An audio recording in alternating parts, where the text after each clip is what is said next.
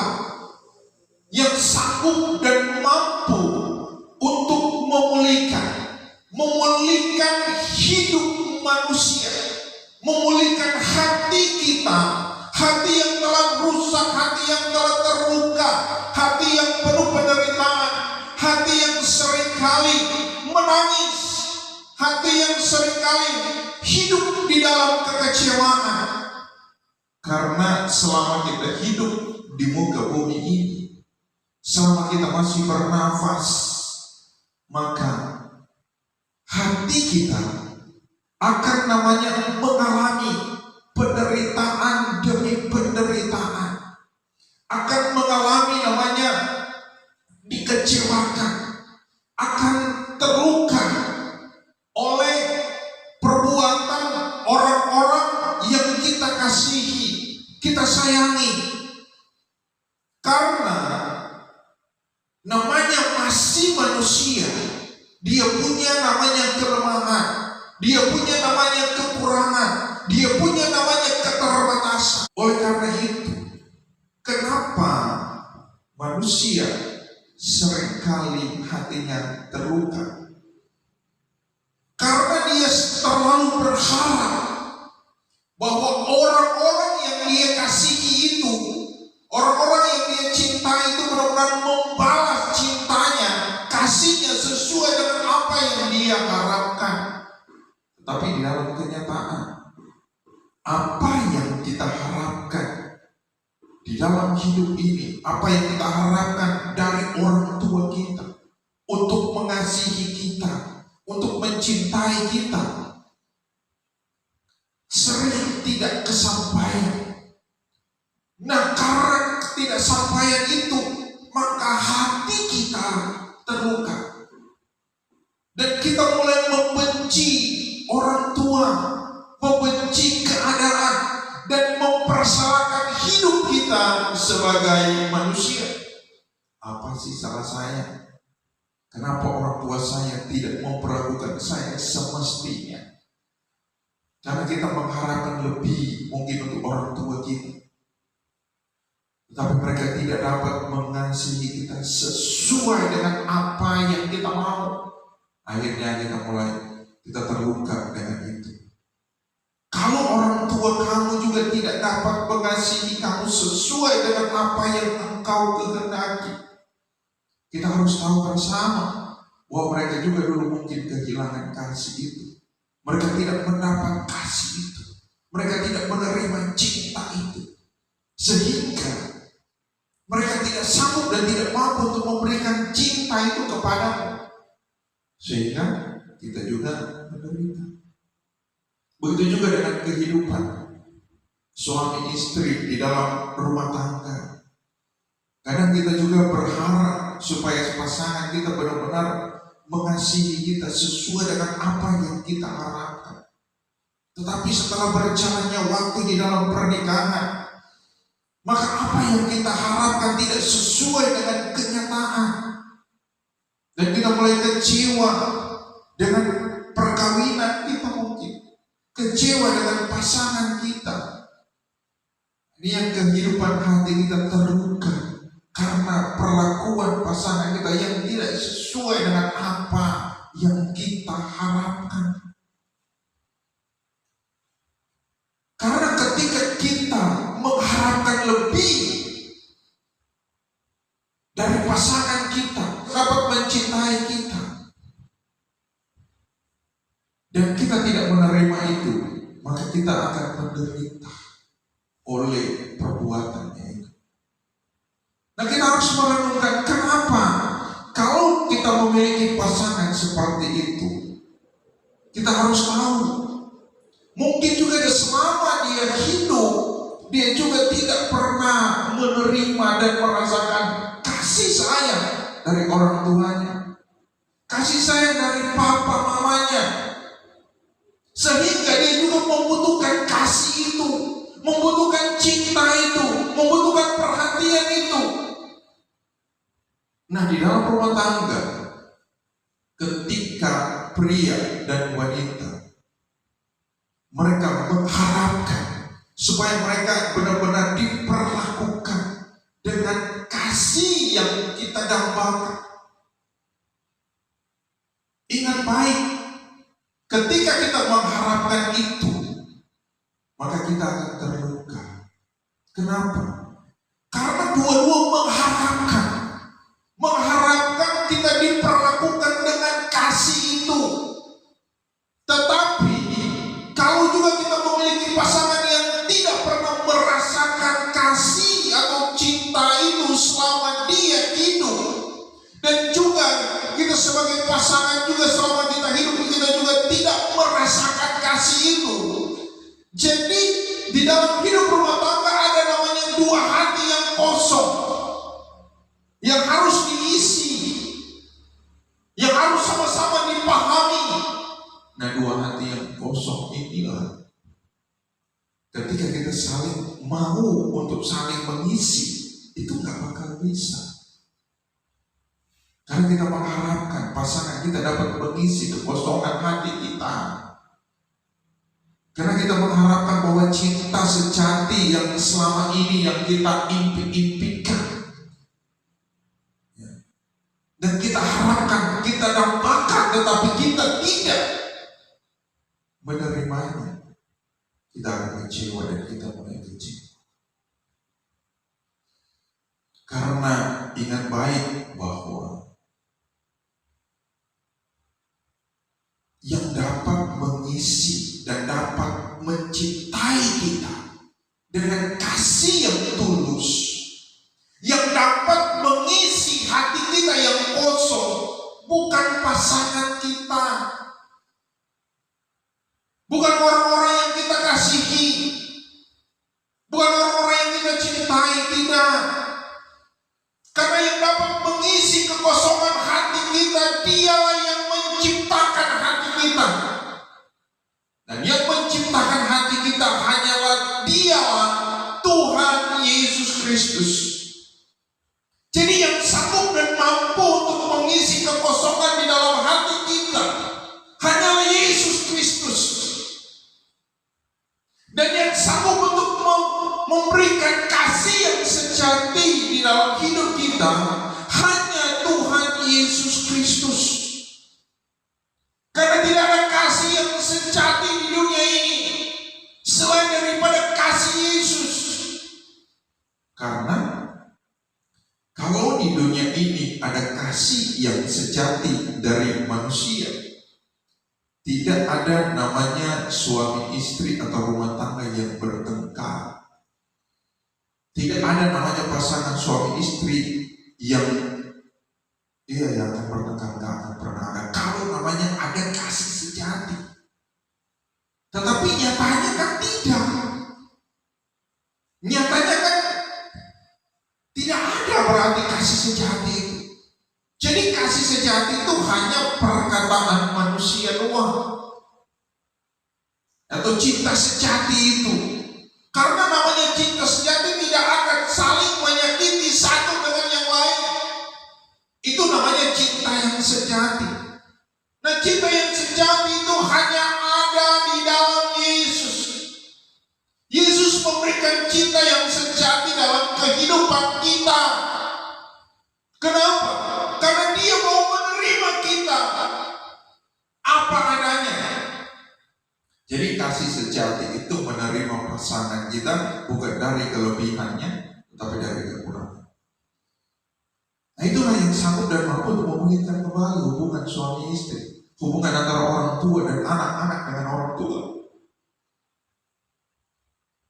Ketika kita sanggup dan kita mampu menerima kekurangan orang-orang yang ada di sekeliling kita, yang kita sayangi, maka kita mampu untuk mengasihi mereka. Sama seperti Tuhan juga, Dia mengasihi kita tanpa melihat latar belakang kita.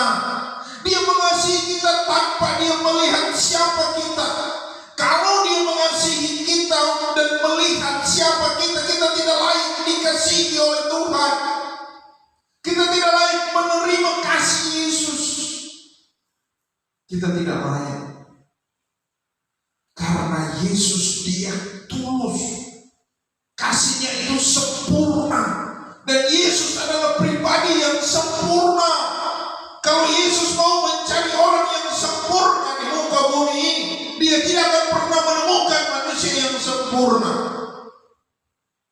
tidak ada manusia yang sempurna di muka bumi yang pernah hidup selain daripada Tuhan Yesus Kristus. Dan Dia menerima kita dari kekurangan kita. Yesus menerima kita dari keterbatasan kita. Yesus menerima kita dari ketidakberdayaan kita. Yesus menerima kita semuanya. Yang Yesus lihat di dalam hidup kita adalah min, bukan plus. Jadi kalau Yesus melihat kita, Yesus menerima semua kekurangan dan keterbatasan hidup kita. Yesus mengajarkan kita untuk kita menerima juga semua orang-orang yang ada di sekeliling kita, sama seperti Yesus sudah menerima kita. Ketika kita mampu dan kita sanggup melakukan itu, saya percaya kita tidak akan terluka ketika orang lain melukai hati kita, ketika pasangan kita melukai kita, atau ketika orang tua kita melukai hati kita. Kita tidak akan terluka karena itu, karena Yesus juga Dia terluka. Dia mau dilukai supaya kita tidak terluka. Dia mau dilukai untuk menyembuhkan semua luka-luka hati kita. Karena yang sanggup dan mampu untuk menyembuhkan luka-luka yang ada di dalam hati kita hanyalah Tuhan Yesus Kristus. Nah, bagaimana supaya kita mengalami kasih yang memulihkan itu? Karena kasih yang memulihkan itu hanya milik Yesus. Hanya milik Yesus. Dan Dia mau berikan itu kepada kita. Kepada kita semua yang mau datang kepada Tuhan untuk menerima kasih yang sejati itu. Karena Yesuslah kasih yang sejati itu.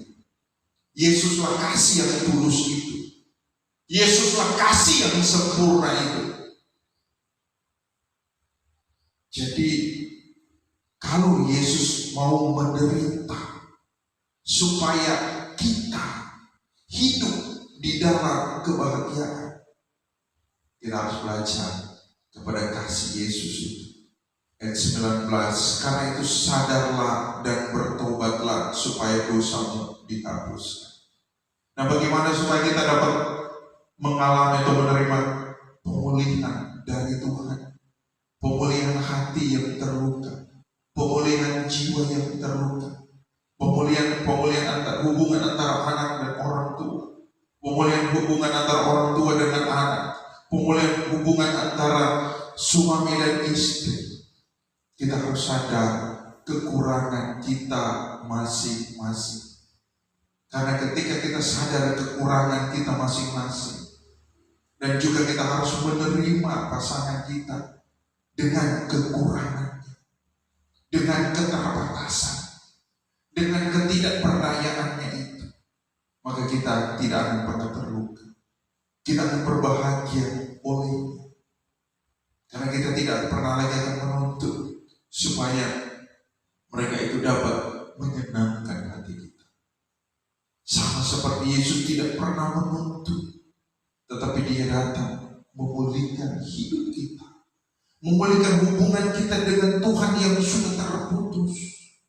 Dengan apa? Dengan cara Dia datang mendamaikan hidup kita dengan Bapa di sorga. Jadi untuk menerima pemulihan, kita juga harus berdamai dengan orang-orang yang sudah melukai kita, dengan orang-orang yang sudah mengecewakan kita. Kita masuk dengan hati yang diperbaharui oleh Tuhan, dengan hidup yang diperbaharui oleh Tuhan. Kita masuk dengan hati yang penuh dengan damai, penuh dengan sukacita. Nah, bagaimana supaya kita dapat masuk dengan hati yang penuh dengan damai? Kita harus mengampuni orang-orang melukai hati kita. Kita harus mengampuni orang-orang yang pernah melukai kita. Kita harus mengampuni orang-orang yang pernah mengkhianati kita. Kita harus mengampuni mereka. Sama seperti Tuhan sudah mengampuni kita.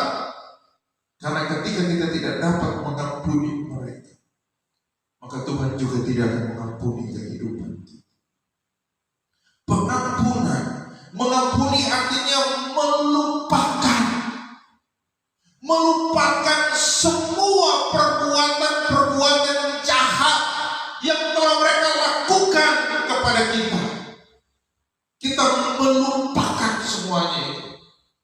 Kita membuka lembaran yang baru dengan mengasihi dia. Kalau dia melukai kita, kita harus tahu bahwa juga dia membutuhkan kasih. Kenapa dia melukai kita? Karena dia juga terluka. Kenapa dia mengkhianati kita? Karena dia juga pernah dikhianati. Kenapa dia menyakiti kita? Karena dia juga pernah disakiti.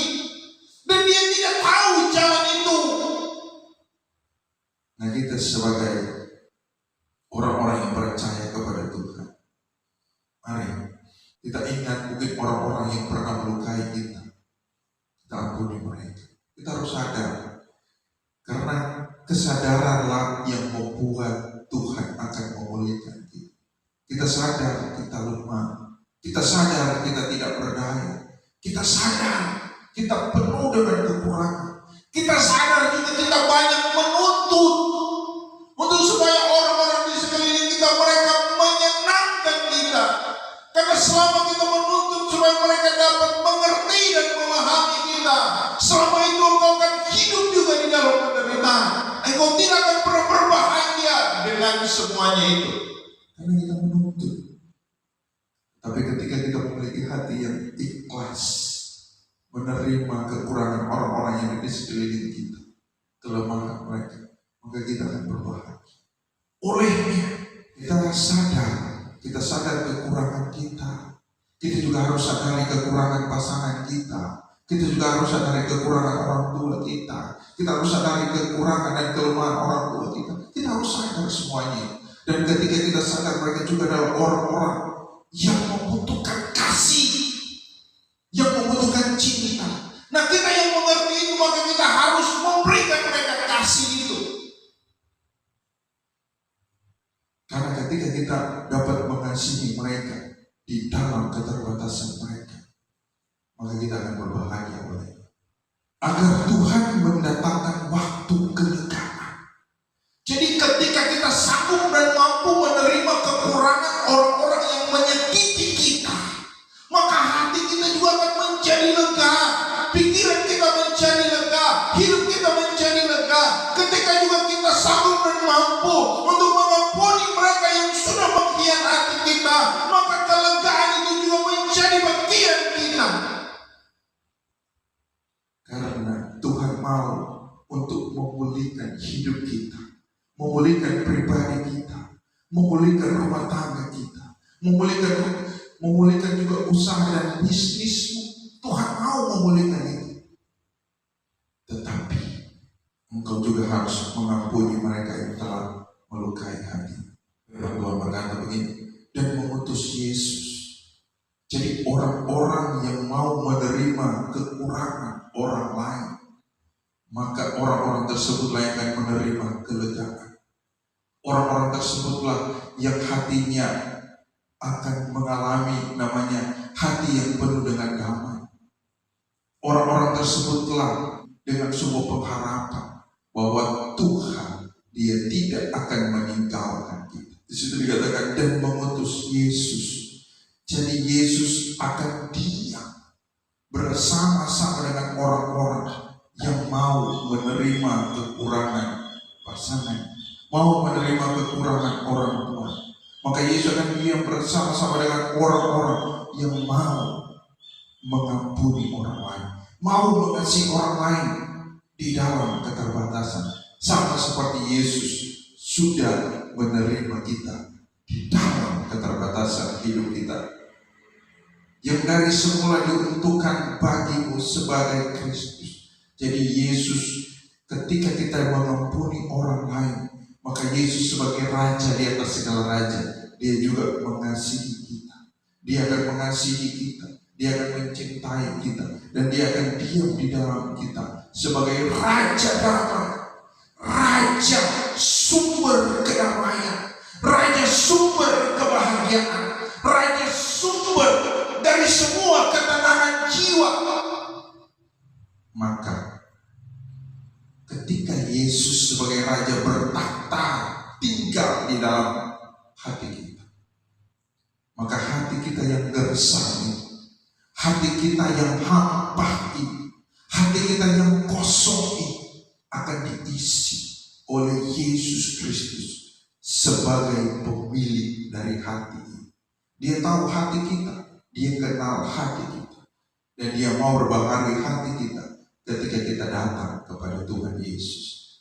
Karena ingat baik, semua yang ada di muka bumi ini, fasilitas apapun itu, tidak dapat dan tidak sanggup dan tidak mampu untuk memenuhi kebutuhan jiwa kita.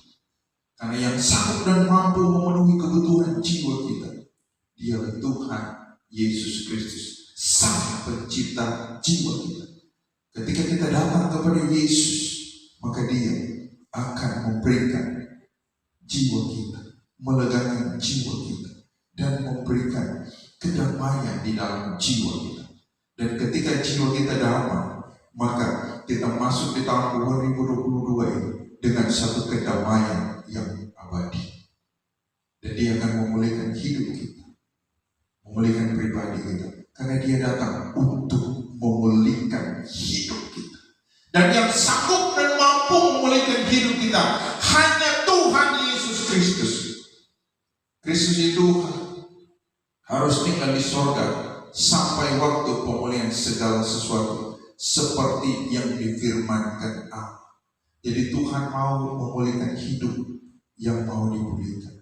Tuhan mau memulihkan hati yang mau dipulihkan. Asal engkau datang kepada Yesus, buka hatimu bagi Yesus, menerima dia, menjadikan dia sebagai Tuhan dan Juru Selamat di dalam jiwamu, di dalam hatimu, maka jiwamu akan mendapat ketenangan, jiwamu akan mendapat kelegaan, dan engkau akan masuk di tahun 2022 ini dengan pengharapan yang pasti.